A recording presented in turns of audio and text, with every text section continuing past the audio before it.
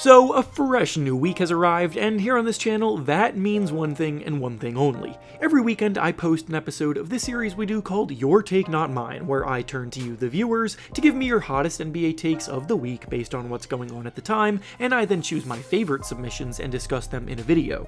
This week, the stage has officially been set for the NBA Finals, with just 2 teams left ready to battle it out, and the offseason has begun for pretty much every other team. So we definitely have plenty to discuss. In order to submit your takes, I make a community post on either the day of or the day before the video, similar to the one that you see on your screen now. So if you want a chance to be featured in a future episode, be sure to stay on the lookout for that. Before we start though, I want to thank PrizePicks for sponsoring today's video. PrizePicks is a skill-based, real money daily fantasy sports game where you select 2 to 6 players and guess if they will hit more or less than their projection. And if you get it right, you win. Plus, with their new Demons and Goblins lines, you can now win up to 100 times your original lineup. Obviously, we're all basketball fans here, but PrizePicks has almost every sport you can think of available to choose from and play. To add to the fun, they also offer frequent bonuses, discounts, and weekly promotions, such as Taco Tuesday and Flex Friday, plus so many more specialty free spaces to watch for throughout the year, so you don't want to miss those. For the next slate of games, I'm going with Derek White to score over 14.5 points, Maxi Kleber to make over 0.5 threes, and this specialty free space for the start of the NBA Finals, where Jason Tatum needs to score just 1 point in this week's lineup. To sign up, go down to the link in the description and use promo code reference when you sign up to get a deposit match bonus of up to $100. Once again, thank you to PrizePicks for sponsoring the video. Now let's get back to the topic at hand. The first take we'll be discussing today comes to us from Mo, and he says that Luka Doncic has solidified himself as the best basketball player in the world. From the second Luka Doncic stepped on the court in his rookie season, it's been apparent that he was an elite talent and represented the future of the NBA. His production from the start was world class. He's already had some big time moments that flashed the obvious potential that he has, and he's only gotten better and better with each passing season. But we were all just waiting for him to take that next step to prove himself as one of the truly top tier guys that can lead his team to the promised land, and this season he's been silencing a lot of doubters doing just that.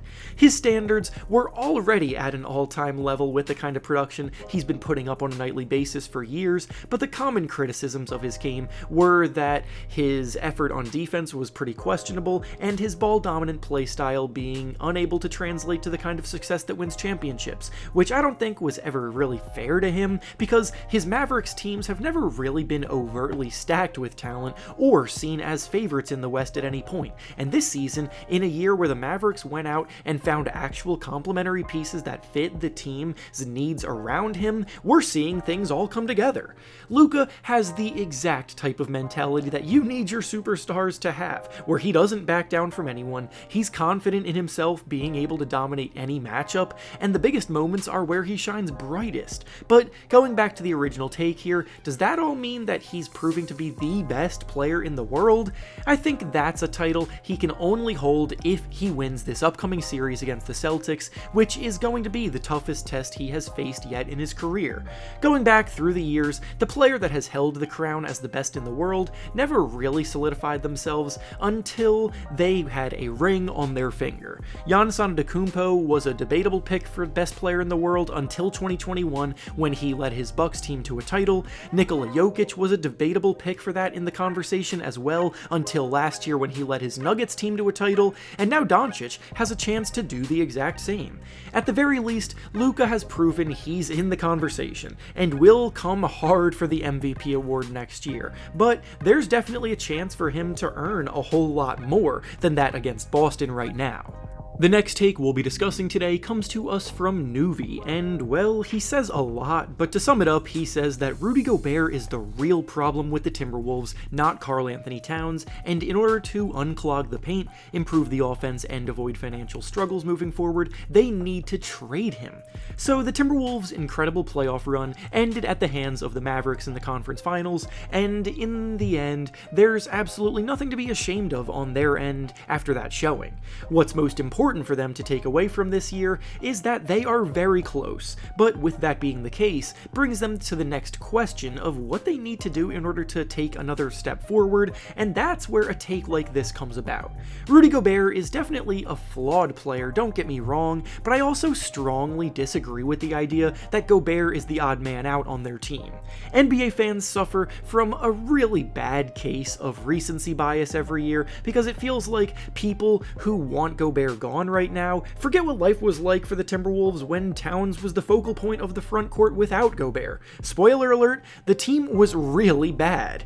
The Wolves had one total playoff appearance in the Towns era before Rudy Gobert arrived, with no series wins in that time, and in 2 years since Rudy Gobert was traded for, they've made the playoffs both years and have a conference finals appearance under their belts. The team's identity has completely shifted to one that is built on the defensive side of the ball too, being the league's #1 ranked defense this year, and that would not be possible without Rudy Gobert anchoring things in the middle. The numbers also show that the team was way better with Gobert on the court this postseason and Towns off the court than they were with that flipped, as they had a net rating of plus 14.7 with Gobert but no Towns, and a net rating of a minus 10.6 with Towns on the court without Gobert, clearly demonstrating which of the big men impacted their playoff success more. I'm not saying that they need to trade either of them after a successful run like this either, but to suggest that Gobert is the one that needs to be moved is pretty foolish. And finally, the last take we'll be discussing today comes to us from Shannon, and they say that if Boston doesn't win the finals this year, they won't ever win it with their current core. The Celtics have been the best team all season long. They were the league's #1 ranked offense and the #2 ranked defense in the regular season, and after an aggressive offseason, they've been the strongest and deepest roster on paper, so I don't think anybody is surprised to see them representing the East in the finals right now. It kind of became even more obvious when a lot of the best players in the East all started suffering injuries, making their path to the finals even easier, but at the end of the day, in all likelihood, they would have been there anyway. Matching up with the Mavericks is one where they have a pretty clear advantage at almost every position, and they're way deeper on paper as well, so pretty much everyone is expecting them to get the job done because everything in the world is setting up in their favor. In a way, I definitely see why people would be of the belief that this is the best chance they'll ever have to win a ring as a core, but is this the end of the line for them if they don't? No, obviously it's not. It's, in all likelihood, going to be harder to accomplish moving forward if they don't do it this year, but that doesn't mean they can't. The main core of this team is all still under contract next year, and Jason Tatum, Jaylen Brown, Kristaps Porzingis, and Jrue Holiday are all under contract for several more seasons, while Derek White and Al Horford have one more year left on their contracts after this season. The Celtics will be just as good next season, but you never know what kind of movement will happen with teams around them, so at the end of the day, their only goal should be to get the job done now so they don't even have to worry about this hypothetical. And with that being said, that's all I have for you today. Make sure to like the video, subscribe to the channel, and comment down below what you think about the takes discussed. Thanks for watching, and I'll see you all next time.